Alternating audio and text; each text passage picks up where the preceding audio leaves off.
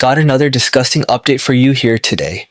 It has just been reported that Maxwell is being moved to a minimum security prison in Texas with no explanation for why, and there are no answers for any of the questions people have about this.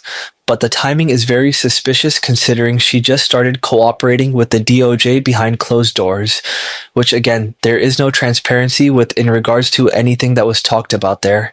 Now she's mysteriously just being pushed into a very, very minimum security prison, which is it's a camp, by the way.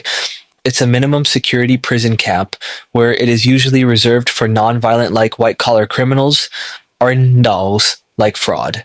And now she's enjoying a cozy stay there. Now her previous spot was also like on the lower end of prisons. It wasn't exactly like Azaban they had her held up in, but there were still serious offenders in there. And it wasn't nearly as lax as the place she has just been moved to in Texas, seemingly out of nowhere. The move comes a week after Maxwell met in private with Deputy Attorney General Todd Blanche at the U.S. Attorney's office in Tallahassee. The details of that meeting have not been made public. It also comes after the family of one of Maxwell's alleged victims, Virginia Giuffre, spoke to our own Hallie Jackson, urging the president not to pardon Maxwell. Isn't that just preposterous that the family of one of the victims has to come forward and beg the president to not pardon a convicted child sex trafficker who was a co-conspirator to the biggest pedophile and sex trafficker in this country's history? Because there is a very real possibility that it's something he's considered because he keeps teasing it, him and his administration. The big question here is, do we know why Maxwell was moved? It is the big question, Zinkley, and the United States Department of Justice spokespeople are refusing to provide any answer or comment this afternoon. We have called them, we have texted them, we have emailed. They're staying extremely tight-lipped around the reasoning with this sudden move. It's very suspicious.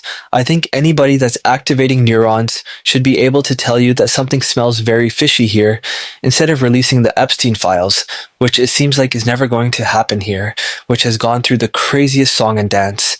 It's been like 10 seasons worth of plot twists in regards to that from this administration. First, they're going to release them day one when Trump's in office. Next, they're coming. Next, they're on Pam Bondi's desk. Next. Turns out it was a figment of everyone's imagination. It was a made-up boogeyman.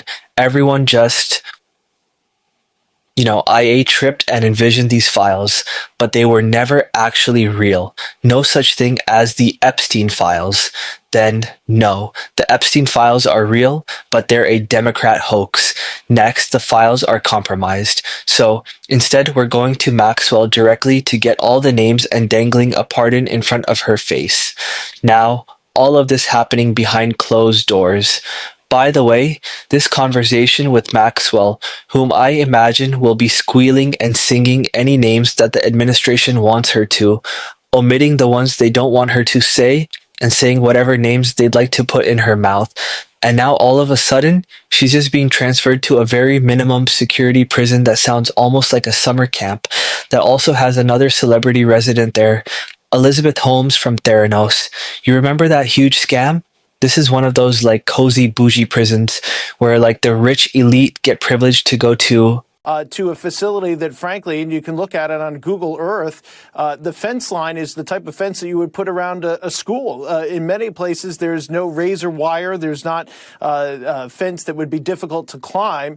The gates of it look more like the gates of a country club than they do of a federal prison. So this is one of the camps that people like to go to. It's all women's. We do have a response from several of the victims saying today President Trump has sent a clear message today.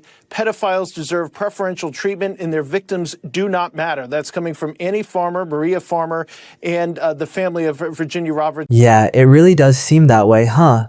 It's very weird, so peculiar how Trump is so buddy-buddy and cozy with so many pedophiles, and even just last night proudly presented and brought aboard a registered sex offender to be part of the sports commission that will be overseeing things like the youth presidential fitness test, which is being brought back. You want to say a few words? Come on up. Come on. He's a little shy, but once he gets going, nobody can stop. Oh, no, that don't stop.